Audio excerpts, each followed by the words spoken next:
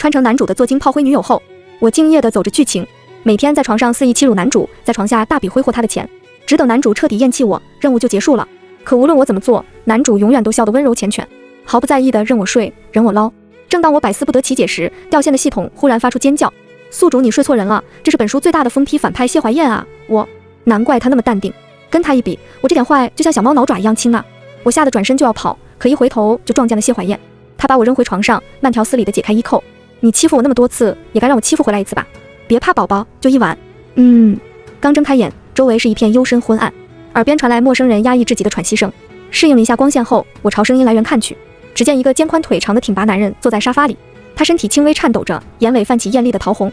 原本合身的黑色制服被解开几个扣子，露出一片带着薄汗的胸膛。我一惊，这人是被下了催情药吗？这什么情况？我小心翼翼地戳了他一下。喂，可还没说出下个字，一阵天旋地转的眩晕感传来。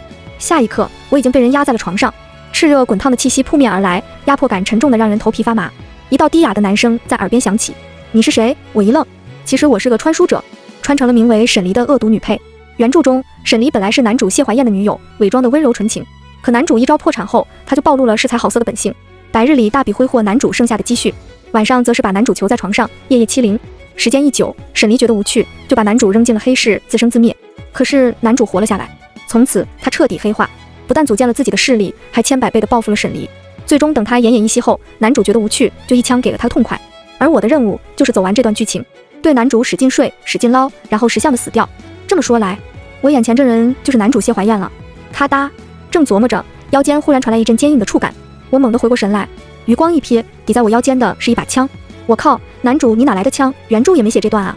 我吓得魂飞天外，对方声音却再次冷静地响起，危险至极。你到底是谁？感受到对面的杀意，我浑身一激灵，连忙按照原著设定，一刻不敢耽搁地痛哭着抱上了他。我还能是谁？我当然是你对象啊，老公！对面顿时一僵，他声音低哑地重复了一遍：对象。我拼命点头，生怕对方不信，就被一枪崩了。对啊，老公，你忘了吗？我是黎黎啊，你昨天还叫我宝宝，怎么今天就这么冷漠了？我要碎了，呜呜呜！说到最后，已经染上了哭腔。虽然其实是被吓的，可听起来却好像是为情所伤，格外可怜。对面轻笑一声，下一刻，他的俊脸忽然放大数倍，眉眼冷峭，鼻梁高挺，那双幽深清冽的眼眸倒映着我的脸。我的心跳瞬间停滞，果然是男主谢怀燕。除了他，书里不会再有第二个人长得这么好看了。宝宝，谢怀燕盯着我，语气忽然变得温软诱惑。既然你是我对象，那你知道我被下药的时候你该做些什么吗？滚烫的气息拂过耳边，一阵强烈的酥麻感从耳朵蔓延到四肢百骸，心跳声陡然放大。什么意思？现在是该按照原著睡他了吗？可为什么总感觉有点不对劲啊？原著里谢怀燕明明很讨厌沈离的触碰，对沈离可以说是避之不及，怎么现在谢怀燕还上赶着要我碰呢？见我呆呆地盯着他，谢怀燕嗤笑一声，起身就要走，装都装不像，真笨。可恶，竟敢嘲讽我！我愤怒地坐起来，一把拽住对方的袖子，然后捧起他的脸就用力吻了下去。睡就睡吧，反正谢怀燕身材这么好，我也不吃亏。为了完成任务，拼了！谢怀燕瞳孔一缩，她抬手似乎想推开我，然而药效在此刻又涌了上来，她再也压抑不住，轻喘着揽住了我的腰，加深了这个吻。天昏地暗的炽热中，我被折腾得只剩哭的力气了。第一次明白了什么叫自讨苦吃。谢怀燕这个狗男人，体力简直好的变态。迷迷糊糊中，我不知怎么忽然想到了原著对沈离的描述：沈家大小姐人面兽心，竟然夜夜折辱谢怀燕，不肯放过。第一次看这段话时，我只对女配的行为深感愤怒，可现在却全都变成了敬佩。夜夜蛇辱，姐，你的身体素质是真好。再次睁开眼，我浑身上下都是难以言喻的酸痛感，一边揉着腰，一边向周围望去。纯黑的大理石地面挂满碎钻的华丽吊灯，随处可见的精致装饰，几乎每一处都溢满了奢华昂贵的气息。我看呆了，再一低头，就连床都是 king size 的豪华大床，比我在原世界的床大了3倍不止。幸福的泪水忽然掉落。我知道沈离是大小姐，可没想到她居然能富成这样。穷了这么久，也终于轮到我享受一把了。正含泪感慨时，视线里突然出现了一碗清粥。与此同时，谢怀燕熟悉的声音传了过来：哭什么？不喜欢待在我家吗？这是你家，不然呢？还能是你家？我揉了揉眼睛，没过一会儿又不可置信地揉了揉。不是，我在心里流下血泪。你家不是破产了吗？为什么还能有这么豪华的别墅？这就是瘦死的骆驼比马大吗？一旁的谢怀燕看我掉泪，不知道误解了什么，她温热的指腹在我眼角摩挲了几下，有几分不自在地安慰了起来。别哭了，昨晚是我没控制住，你喝点粥吧，里面有止痛药，应该会好一点。我想起昨夜一些暧昧的画面，我眼角的泪直接被脸颊温度蒸发了。哦了一声后，接过碗默默喝粥，果然胃里舒服了不少。谢怀燕看着我，继续道：昨晚的事我会对你负责的，以后就在我这里住下吧。啊！一口粥差点呛在喉咙里，我眼睛惊恐地睁大了。这发展不对呀！按照原剧情，现在不应该是我养着破产的谢怀燕吗？怎么反过来了？见我没答话，谢怀燕挑了挑眉，怎么了宝宝？昨晚不是说迟早要把我说出心理阴影吗？这就食言了？他怎么还记得这句话？这是昨晚谢怀燕问我你是不是不行了的时候，我胜负欲被激起时说的胡话，实际上也是我的任务内容。可是如果真这么做了，我还能活到任务结束那一天吗？不会先力竭身亡了吧？我瞬间心虚了起来，小声乱编，那个算了吧，其实我比较认床，你家这张床太陌生了，我躺上去会睡不着的。谢怀燕微笑道，没关系的宝宝，你不喜欢这张床，我就让人把昨晚那张床搬过来。那张床应该不会陌生了吧？原著里不该是女配把男主欺负的说不出话来吗？为什么轮到我就换我哑口无言了？到底是谁欺负谁啊？一晃几天过去了，我的系统不知道为什么一进入这个世界就掉线了，怎么都联系不上，我只好放弃这个不靠谱的系统，自己继续做穿书任务。总共3个任务，睡男主、捞男主、死。第一个任务不知道为什么进行得格外顺利，谢怀燕并没有像原著那样被我碰了就要死要活的，反而总是笑得如沐春风。想到这儿，我忍不住暗骂一声，这人真是个变态。骂完后，我站起身就朝谢怀燕办公室走去，还是去进行第2个任务吧。捞钱。我手拿一张银行卡，气势汹汹地推开了房门。谢怀燕，我没钱了。话音未落，我的冷汗就刷一下落了下来。空阔的办公室里站着一堆训练有素的保镖，在我推门的那一刻，齐齐转身，警惕地盯着我，然后不约而同地拿起了几十把枪对着我。虽然我的最终任务就是被男主杀掉，但是1把枪和几十把枪的区别我还是分得清的。我腿一软，非常识时务地蹲下抱起头，大哥们别杀我，我只是路过而已，马上走，马上走。忽然一声很轻的笑传来，谢怀燕慵懒的单手托腮，歪着头，嘴角微微上翘。宝宝别怕，过来，你刚刚想说什么？此话一出，周围的人这才放下枪，但我的头皮依旧发麻，这我哪里还说得出来啊？我磨磨蹭蹭走过去，原本嚣张的气焰弱了10分，撒娇一样软绵绵的开口，老公，我卡里没钱了，你能不能飞我1万看看实力？谢怀燕接过银行卡看了一眼，忽然皱起了眉。我眼睛一亮，崩坏的剧情终于要按照原著走了吗？原著里，谢怀燕破产后，沈黎偷偷挥霍光了她剩余的财产，这导致她病重的母亲失去了医药费，最终痛苦离世。这是谢怀燕一生的痛，也是她黑化的催化剂。从此，她恨透了爱财如命的捞女。我看着谢怀燕紧皱的眉，心里隐隐有些兴奋。她这是开始讨厌我了。剧情终于正常运转下去了，我完成任务有望了。可下一刻，谢怀燕就把这张卡丢到一边，然后在我兴奋的目光中拿出了另一张黑金色的卡，一看就比我的要高级得多。谢怀燕看着我目瞪口呆的眼神，语气平淡的像是在聊超市特价菜。怎么用这种银行卡，消费额度只有10万能买什么？用我的黑卡吧。什么叫只有10万啊？这可是整整10万啊！您这财力算破产，那我算什么？乞丐吗？有时候真会被自己穷笑了。又过了几天纸醉金迷的生活后，我猛然从幻梦中清醒。不对，不能再这样堕落下去了。我的任务明明是走完原著剧情，可现在这剧情已经乱得亲妈都认不出来了。原著中，谢怀燕被沈黎睡了一次，捞了一把之后，就已经恨他入骨了。为什么我现在天天睡，天天捞，谢怀燕还是一直笑眯眯的？是因为只有我的任务被加强难度了吗？我一怒之下怒了一下，这日子没法过了。就在这时，谢怀燕那张好看过头的脸忽然凑过来，然后在我脸颊上亲了一口。怎么生气了，宝宝？谁惹你不开心了吗？上次拍卖会你没买到的限量款新包，我刚给你买了一屋子，要一起去看看吗？我顿时喜笑颜开。好啊，好啊，好吧，这日子好像也还能过下去啊。夜晚，正在我一个人睡觉时，一阵刺耳的尖锐报名声吵醒了我。我迷迷糊糊揉了揉眼睛，谁呀？吵什么？熟悉的电子音崩溃道：“是我呀，宿主，我是系统。”哦，听到这儿，我终于来劲了，起身兴奋问道：“你可算回来了？你不在，我都不能看进度，快来帮我看看任务进度怎么样了？”系统诡异的沉默了，半晌，他才细声细气道：“有一个好消息和一个坏消息，你要听哪个？”我一愣，不过我一贯喜欢先甜后苦，那就先好消息吧。系统，好消息是谢怀燕对你的好感度是100%，攻略成功。谢怀燕这小子居然喜欢我，我的魅力有那么大吗？我顿时喜出望外，心里美滋滋的。那坏消息就是系统泪流满面。你攻略他有什么用啊？你的任务是找男主走剧情，可你到现在连男主的影子都没见到，你居然还问我任务进度怎么样了？我的 CPU 一瞬间都冒烟了。什么意思？谢怀燕难道不是男主吗？岂止不是男主，他甚至都不是个普通人，这可是全文最大的疯批反派啊，作恶多端手段狠厉的反派啊。我这几个词能和对我那么好的谢怀燕扯上关系？我深吸几口气，揉了揉发痛的脑袋。不对吧？我记得穿书前你明明跟我讲过，男主名字就叫谢怀燕啊。不是，系统义正言辞，你别冤枉我。我说的明明是男主叫谢怀燕，反派叫谢怀燕，你这都能听错吗？我不是哥们，这难道不是同一个音吗？不认错才是见鬼吧。懒得再跟这个不靠谱的系统掰扯，我问出了现在最重要的问题。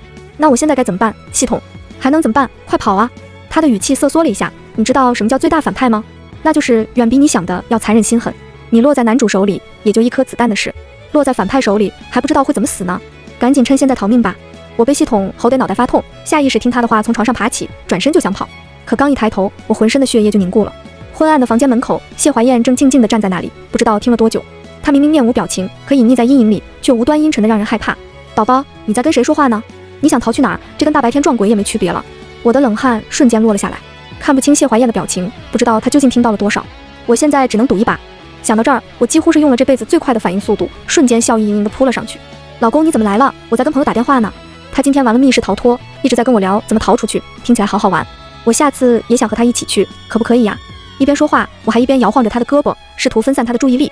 在我期待的目光中，谢怀燕嘴角缓缓勾起一抹微笑。是吗？当然可以去玩，只不过有一个小条件。赌赢了。他居然真的信了。我在心里松了口气，随即笑着问道：是什么条件？谢怀燕薄唇轻启，语调慢条斯理。既然喜欢逃跑，那就先在家里和我玩一次密室逃脱。半小时，你能逃出我家，我就放你离开。当然，他深邃眼眸里翻涌着我看不懂的情绪。如果你这次逃不出去，以后就永远留在我身边吧。惊喜来得太过突然，话音刚落，我就跳起来和谢怀燕勾了小拇指，生怕她下一秒反悔。好，那一言为定，不许后悔。说完转身就跑。真不怪我自信，只是谢怀燕的家再大，也就只是一栋房子而已，逃出去有什么难度？半小时，我就是爬都爬出去了。半小时后，我看着一望无际的花园，终于绝望地瘫下了。脑海里只剩下一个想法：谢怀燕不愧是终极大反派，果然不会轻易就放人离开。之前一直以为他家只有一栋别墅，所以踏出家门的那一刻起，我就仿佛已经看到了自由在招手。于是我干劲满满的一路穿过了欧式巨型喷泉、白玉湿地广场、人造河、驯兽场，终于见到了他家的花园。好一个轻舟已过万重山，乌蒙山连着山外山啊！我两眼一黑，累倒在地上时，还不忘愤怒地冲着天空挥了一拳。可恶的有钱人，这么多地就不能分我一块吗？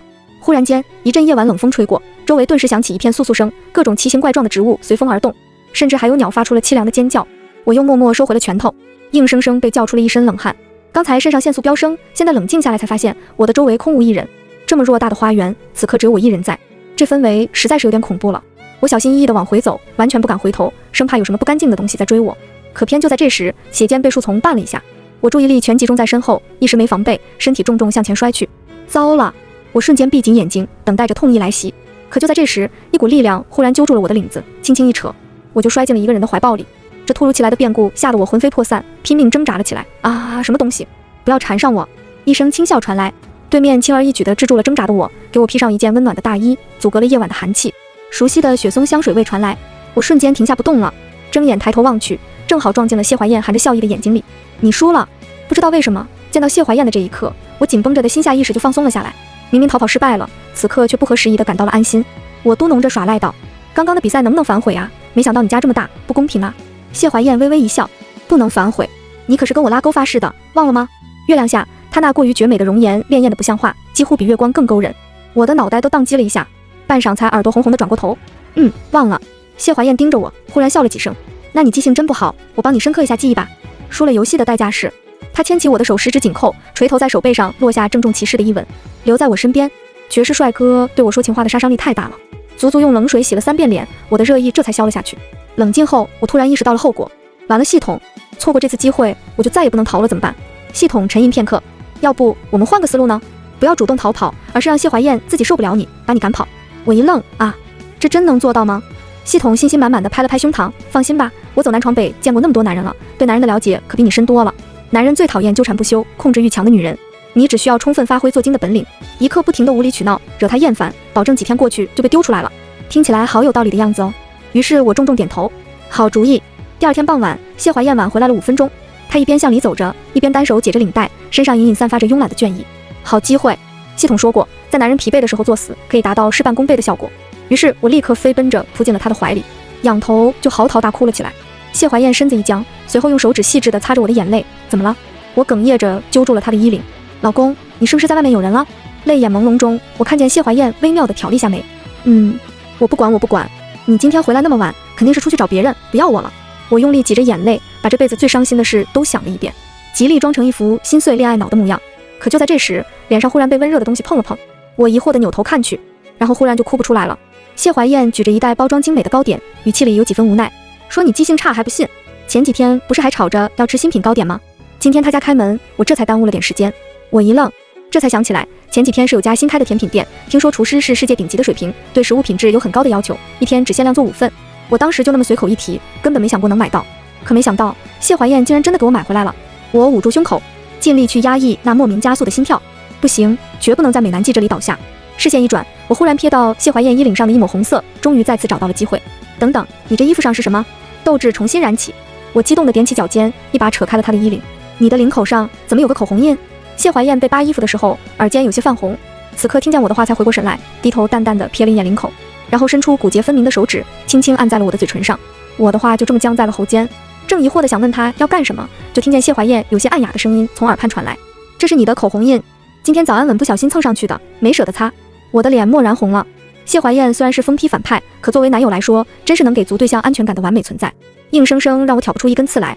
于是我只好磕磕绊绊地为自己找补。老公，你别嫌我烦，其实我只是很没安全感，想要你一直陪在我身边，眼里只有我一个人，所以情绪才激动了点。好，谢怀燕打断了我的话，她修长的手指一翻，不知道从哪里拿出一个银色手铐来，明明嘴角的笑容温润如玉，可在暗色灯光下却显得格外病态偏执。既然这样，那就把我们锁在一起，永远不分开，好吗，宝宝？我的神色瞬间一僵，下意识后退了一步。开玩笑的吧？怎么会有正常人随身带手铐啊？可谢怀燕的表情却不像是开玩笑，她慢条斯理地朝我一步步逼近，语调很轻，却每个字都踩在我心脏上。你今晚这么主动，我可以理解为是很想我吗？我刚想辩解，可下一刻，对方已经把我按在了墙上，垂头深吻了起来。炽热的气息一点就燃，谢怀燕专属的气味、温度、触感，就这样强势地侵入了我的世界。我呼吸不畅，被迫仰起了头，然后就听到了咔嚓一声，手腕被冰冷的手铐锁住了。谢怀燕在我耳边低声道：“放心，宝宝，我们永远不会分开的。”好在谢怀燕虽然疯批，但在听见我哭着说只是开个玩笑时，还是没真把我铐起来一辈子。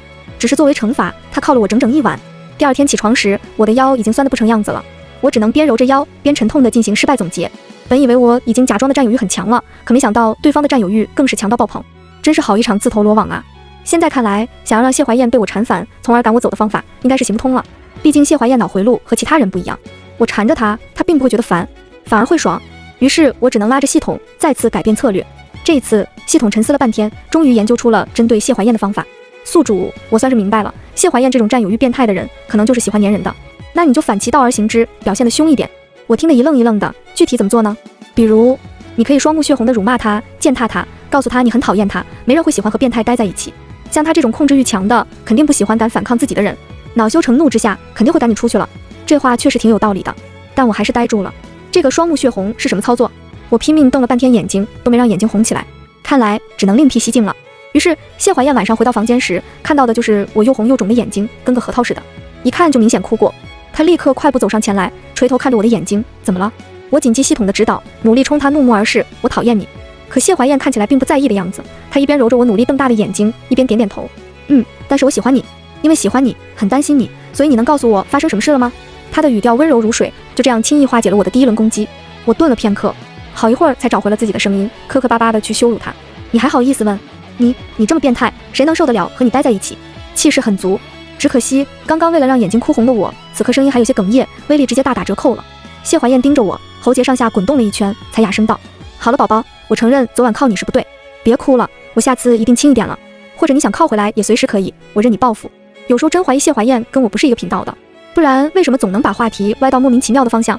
谢怀燕揉了揉我呆滞的脑袋，随即就要站起身来，我去找人拿些冰块来给你敷眼睛。不行，我的瞳孔骤然一缩，本来就是鼓足了勇气才来羞辱谢怀燕的，要是被打断一次，我哪还有脸能继续？想到这儿，我站起身来，用力按住了谢怀燕的肩，然后重重一推。谢怀燕对我毫无防备，就这样倒在了床上，她的眼睛微微睁大。你就是现在？下一刻，我已经用高跟鞋踩在了她的腹肌上。系统在我脑海里尖叫庆祝，没错，就是这样，宿主好样的，好好践踏羞辱她。而谢怀燕表情似乎愣住了，我趁此机会用高跟鞋又在她身上滑动了几个来回。说实话，她腹肌踩起来还挺舒服的，线条流畅又紧实，看来身材练得不错。怎么了？刚刚不是说忍我报复吗？现在想跑怎么行？我一边说着霸气宣言，一边有些心虚的和系统对话。怎么样，这次的羞辱力度够大了吗？系统自信一笑，包的。放心吧，宿主，我前面去调看了一下谢怀燕的生平经历，发现她从小就遭人虐待羞辱，最反感这个，所有欺负过她的人都无声无息消息了。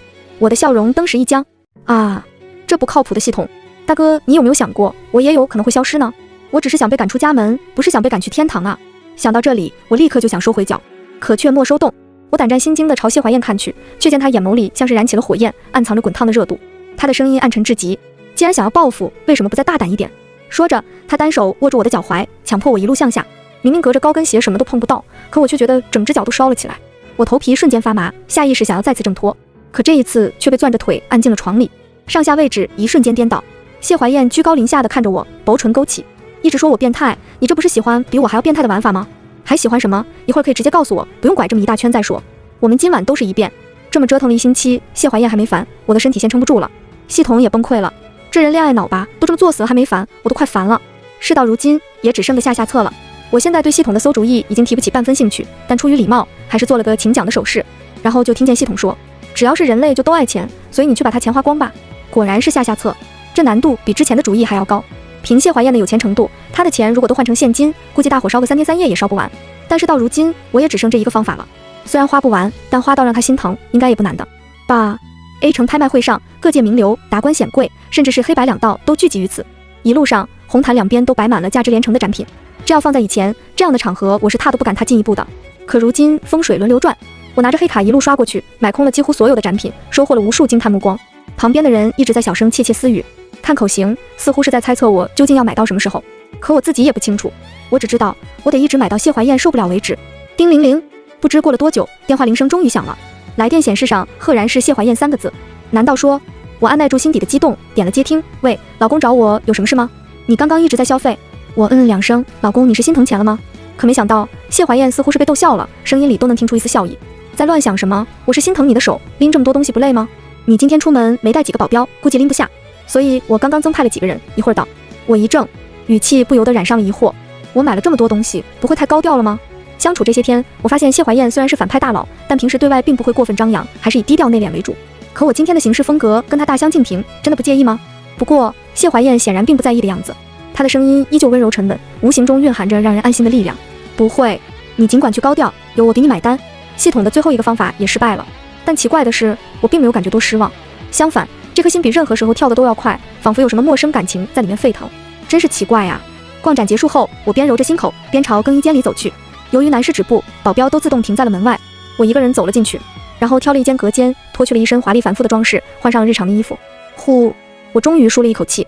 贵衣服好是好，就是太过累赘，一天走下来，差点把我累瘫在地。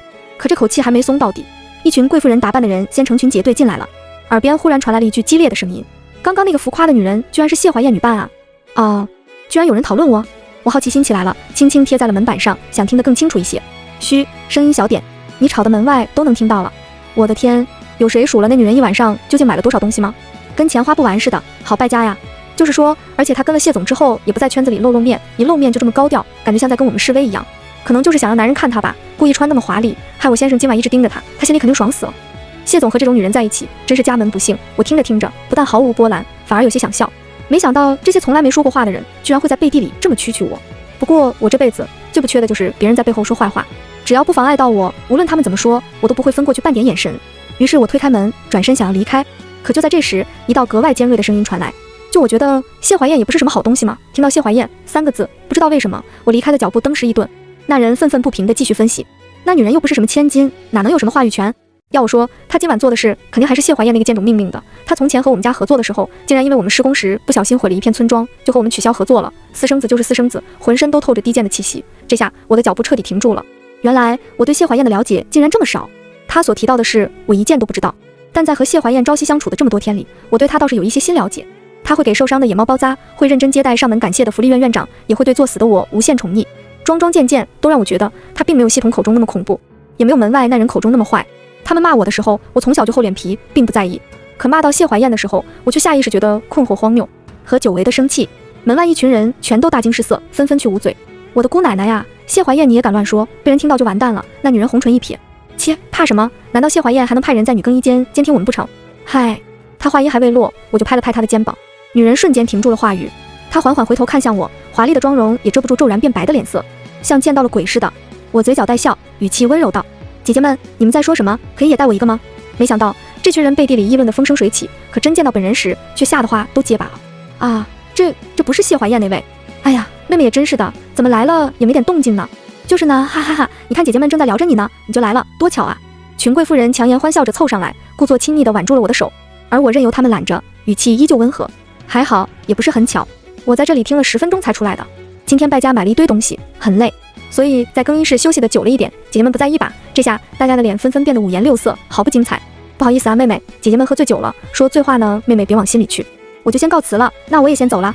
下次再见。他们脚下生风，一个个穿着高跟鞋窜得飞快，转眼间就空无一人了，看起来像是这辈子都不想和我再见了。我缓缓收回了笑脸，随即敲了敲系统。系统，你之前说调查过谢怀燕的身世背景，可以跟我也说说吗？当然可以啊，不过系统有些摸不着头脑，你怎么突然想知道这个了？我也不清楚。刚传输时，我只想快些完成系统任务，对具体的任务对象并不关心，觉得无论是谁都一样，所以到最后才会连主角和反派都能搞混。可现在不同，不知道为什么，我此刻特别想深入了解谢怀燕，想了解她的喜怒哀乐，想了解她的过去经历，想了解她究竟是什么样的人，想了解我所不曾见过的她的另外一面。谢怀燕父亲是豪门陆家的主人，他风流成性，曾在醉酒后强迫了谢怀燕的母亲，又在第二天毫不留情地抽身离去。母亲虽然崩溃绝望，但内心却是一个强大的女人。她很快调整好了自己，一个人摆摊养着谢怀燕。在闲暇的日子里，她会抱着孩子，一遍遍温柔地说：“宝宝，你的名字叫谢怀燕，燕的意思是安逸闲适。以前的日子我们不回头了，往后的日子平平安安就好了。”她说到做到。以后的日子里，无论孤儿寡母多辛苦，也从未去找过谢怀燕的父亲一次。谢怀燕就是在这样的爱里长大的。可12岁那年，这点爱却被用最残忍的方式摧毁了。父亲忽然带着一堆人上门，强硬夺走了谢怀燕。他看着跌坐在地的母亲，冷笑道：“这怎么着也是我陆家的儿子，你想让他跟你一个外人姓谢？做梦！”原来陆家夫人不孕不育，父亲愁了很久，终于想到在外还有个私生子，于是他立刻把谢怀燕抢了回去，对外宣称是夫人的孩子。父亲很高兴，夫人很高兴，陆家上下都很高兴。可自此，母亲的生活被第二次毁了。她终日以泪洗面，去陆家大宅闹过无数次，却每次都被毫不留情地拖了出来。从此再也没见过谢怀燕第二面。而另一边，谢怀燕一进门就被改名为了陆怀燕。她默默忍受着亲生父亲和继母的冷眼，忍受着豪门那严厉到近乎苛刻的训练，就是为了有一天能够逃出去找母亲。逃跑那天，她做够了万全的准备，终于如愿溜出了家门。可年纪上小的谢怀燕并不知道这座繁复的囚笼有多大，她在层层叠叠的大宅里迷了路，最后还是被仆人发现，拽了回去。事情发生后，陆家举宅震怒，夫人认为谢怀燕是不知好歹的贱种，应该放血，把私生子的肮脏血液流干净。于是谢怀燕开始被各种凌虐，每天都伤痕累累，但她从未放弃，逃一次抓一次，再加强监管和惩罚力度。不知循环了几次，谢怀燕终于顺利逃了出去。她怀着雀跃又忐忑的心，一瘸一拐地回到家里，可迎接她的却是早已破败沾灰的家具，以及邻居一句可惜的喟叹：“这女人可怜呐，明明才30出头，居然早就病逝了。”从此谢怀燕彻底黑化。系统讲到这里，我彻底听不下去了，比了个暂停的手势。系统果然贴心地停下了。我闭了闭眼睛，想要缓缓胸口那过于酸涩的情绪，然而却一点也压不住。混乱中，思绪忽然回到了谢怀燕陪我玩密室逃脱的那天晚上。我奔走在深宅大院里整整半小时，到最后还没看见出口，身体就先累倒了。那时的我没想到，谢怀燕竟也曾和我一样，拖着重伤而幼小的身躯，一次次踏上这逃出囚笼的路，又一次次找不到尽头。不过，我和她又是截然不同的。我逃不出去没关系，会有爱人来接我回去，并为我披上温暖的大衣。可12岁的谢怀燕逃不出去，留给她的就只有冰冷的虐待怒骂，以及下一次的绝望，周而复始。剩余的故事就很简单了。得知母亲去世后，谢怀燕就以惊人的速度成长了起来。她手段狠厉果决，行事雷厉风行，在陆家迅速站稳了脚跟。终于在父亲生日这天，她拎着一把枪走进了陆宅的主卧。父亲和夫人看到枪，直接就吓瘫了，尖叫着跑去拍门，可门却早被反锁了。谢怀燕一步步向他们走去，笑容温润如玉。你们之前不是这么对我母亲的吗？怎么轮到自己就怕了？从此陆家易主，改姓为谢。讲完故事后，我们都沉默了一阵，半晌，系统才唏嘘道：“以前只是大概过了一遍剧情，今天认认真真看了一遍这段经历，才发现这个反派好像真的有点惨。能让见多识广的系统发出这种感慨，也算是不容易了。”于是我更加疑惑了。所以谢怀燕为什么是反派？童年凄惨，为母复仇这种美强惨的设定，怎么看都不像是恶人吧？系统思索片刻，大概是因为后面发生的是吧？谢怀燕在 A 城最乱的地方发展了自己的势力，表面上看是野心勃勃，但实际上只是为了帮助在那边生活艰难的普通人。为了减少那些游手好闲的亡命之徒来找事，他就对外宣传出了自己凶狠残暴的名声，吓走了一大堆心思不正的人，然后也被仪器检测定位为反派了。也就是说，谢怀燕根本没做过什么坏事，只是因为装得凶就被当成反派了。这人还真是书里书外都那么惨啊！可不知道为什么，我却下意识觉得谢怀燕应该并不会在意这些的。对他来说，只要能够护住自己想守护的事物，无论被别人怎么误解都没关系，毕竟他就是这样坚定而强大的人。宝宝。就在这时，熟悉的声音忽然从身后响起，我回头看去，只见谢怀燕一身宽阔挺拔的风衣，站在灯下就像一颗冷然淡漠的雪松。可在和我对视后，她唇角扬起了温柔的微笑，瞬间冰消雪融。我的心脏顿时砰砰乱跳，但语气还是尽量装得平稳。你怎么来了？不是说让保镖来给我拎东西吗？谢怀燕稳步走到我身边，她单手接过了我的包，微微挑眉。难道我不能来给你拎东西吗？上车吧。我跟着谢怀燕钻进了副驾驶，然后在她要开车前，先攥住了她的手。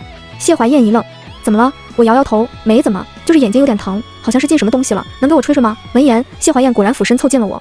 那双深邃的眼眸在月光下极其清亮，泛着柔和的光，好看到让人想要沉溺其中。他皱了皱眉，低声道：“眼睛确实红红的，别动，我来帮你吹吹。”可我没听他的话，我趁他靠近的时候扬起下巴，轻轻贴了上去。谢怀燕毫无防备地被我偷袭了一口，当即怔住了。